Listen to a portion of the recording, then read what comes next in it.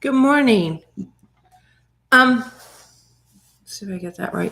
This morning, what I want to talk about is the similarities and differences between the keto way of eating and paleo way of eating.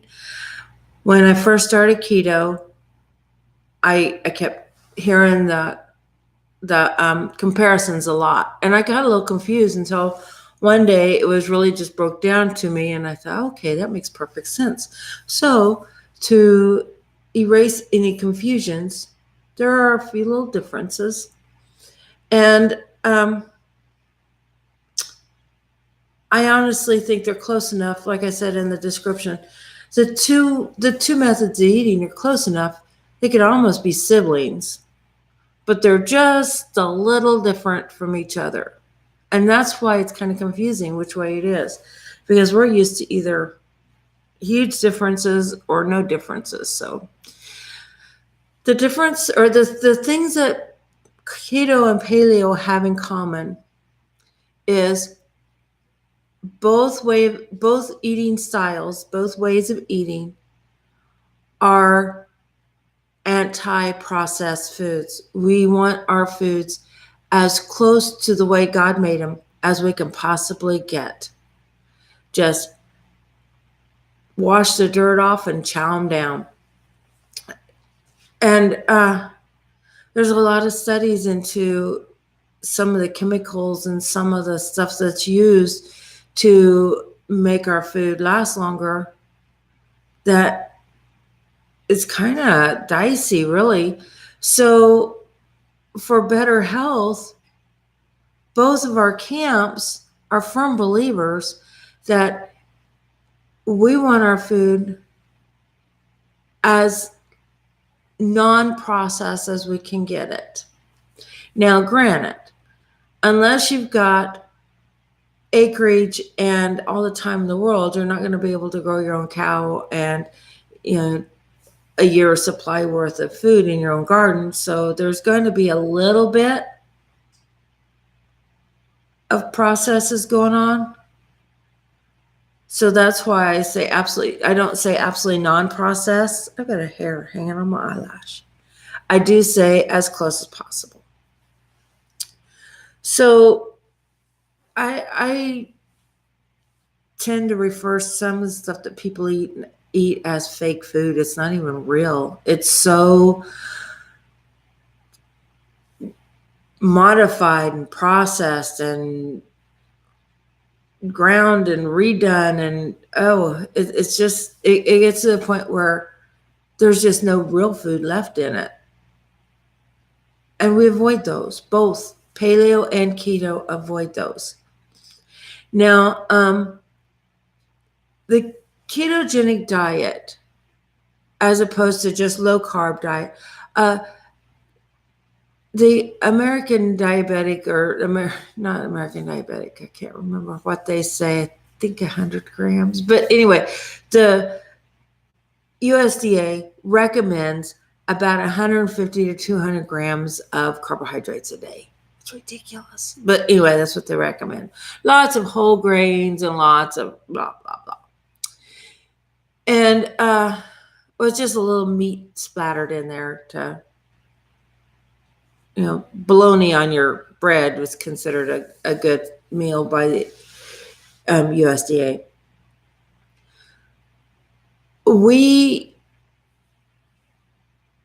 The low carb plan, low carb, not keto, but low carb, says anything below 100 is low carb. And there are people that lose weight and start seeing some health benefits that way.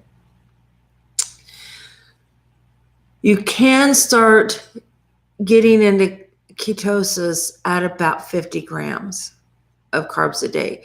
So you can get down to about 50 grams and start seeing a little more health benefits and a little more weight loss than what you were at just low carb. But the ketogenic, the actual beneficial to everybody ketogenic diet is having your grams of carbohydrates 20 grams or less. That puts you in a state of ketosis, which is a fat burning stage. Your body starts fueling on fat. So if you notice, it says nothing about what foods, what quality of foods to eat. It's just keeping your grams of carbohydrates down below 50 to 20, depending on what your body does with them. The paleo diet, they're not counting the grams of carbohydrates. Their focus is on the food quality. What type of food are you eating? Anything that happened before the agricultural period. So basically, you eat as organic and grass-fed beef as you can get, as you can afford, and you eat nuts, no beans, no grains, no sugars. So you eat your meats and vegetables and fruit and basically just real food. Not stuff that's been not mass produced, because look at your feedlots, but not something that's been altered. And right now our grain have been so genetically modified that when they're Roundup ready, they're putting Roundup in them. Come on. We don't eat that. Why would we feed that to our kids? Why would we eat that? It's not healthy. I don't care if it's whole grain or not whole grain. It's not healthy. So the paleo will say no dairy, no grains, no sugars, basically. But keto, they'll say no grains, no sugar, very little to no fruit. But yes, you can have some dairy. So there's some differences. And it is based on the fat count. Yes, we are a higher fat diet. No, we don't sit with a tub of lard and just chow on it. That's stupid. We don't deny ourselves butter or sour cream, but butter and sour cream is not a meal either. So even though the initials LCHF stands for low carb, high fat,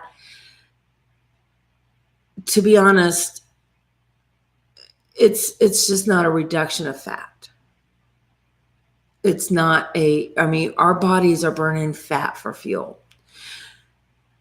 Paleo is a very healthy, very sustainable way of eating. And I know people that do paleo that feel better than they ever have before. But they're very similar. Paleo adds fruit and takes away dairy. Keto takes away fruit and adds fat and dairy. But the quality that we look at, the grass-fed, as close to organic as what we can get without, and I mean as far as what you can afford. If you can't afford it, who cares? It doesn't have to be. It is a higher quality of meat, higher quality of butter, higher quality of product, but it'd be stupid to spend money you don't have because somebody on the internet told you had to.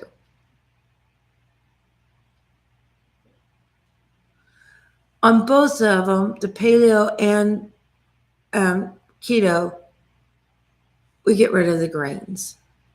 Paleo does no legumes, no beans or peanuts or chickpeas or any of the legumes. I do a little bit. I'll have every once in a while, I'll have a little bit of refried beans with my Mexican food if I want it. But I don't make a meal with it. I don't eat ham and beans anymore because the carbohydrate count in the beans are very, very high. The paleo doesn't, because beans are an agricultured product. Yeah. And by the time you can actually bite into a bean, they are pressure cooked and boiled all day long. And, so really any kind of nutrients that might have used to be in a bean isn't there anymore. Not so much. So, beans are, I eat a few because I enjoy them. I don't eat a lot because I don't like to be bloaty or gassy or anything like that. But really, the similarities between paleo and keto are so very close that, like I said, they could almost be siblings. It's just a little differences between each one, but nothing really big. Really, they're both focused on good quality food. Dr. Ken Berry, you can find him on YouTube, Tennessee doctor. He started out doing paleo and then took it and morphed it more into a keto diet for himself. And then he kind of morphed that into more of a carbohydrate, or not carbohydrate, carnivore diet for himself, just to see the difference in what happens. Yeah. If you are going paleo and you're having trouble getting your weight lost and you really want to lose some extra weight, then try cutting down the fruit a little bit. You don't have to add anything. Just because we focus, or because we deemed ourselves a high fat diet, we're really not. We just don't count the fat. The fat that we'll end up burning is the fat on our bodies. If I, every once in a while, I'll have a little coconut oil in my coffee. But I don't just go out of my way to add fat. Some people that just do one meal a day, they'll have a fatty coffee just so that your body's getting that fat and you're not feeling hungry. But it's nowhere is it required at all. So Dr. Stephen Finney, no,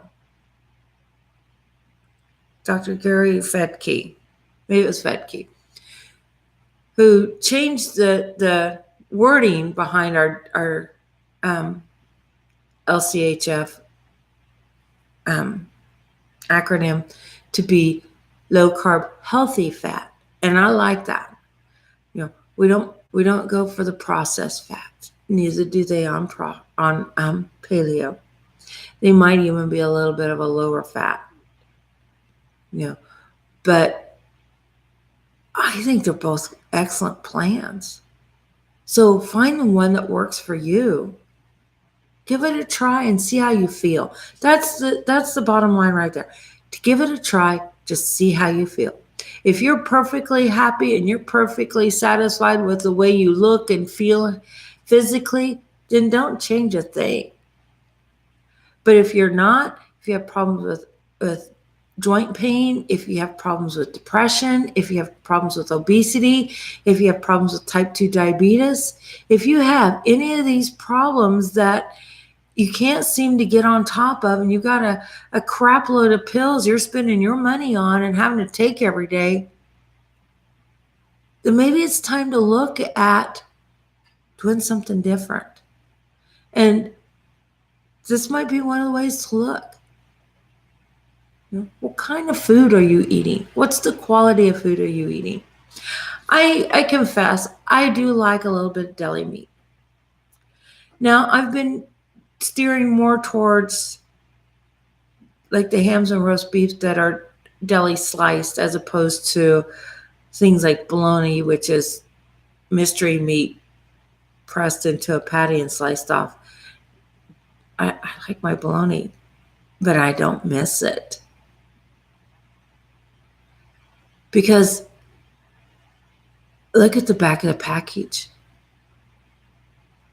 If there are ingredients in that came from somebody's chemical lab, you may want to think twice about eating it.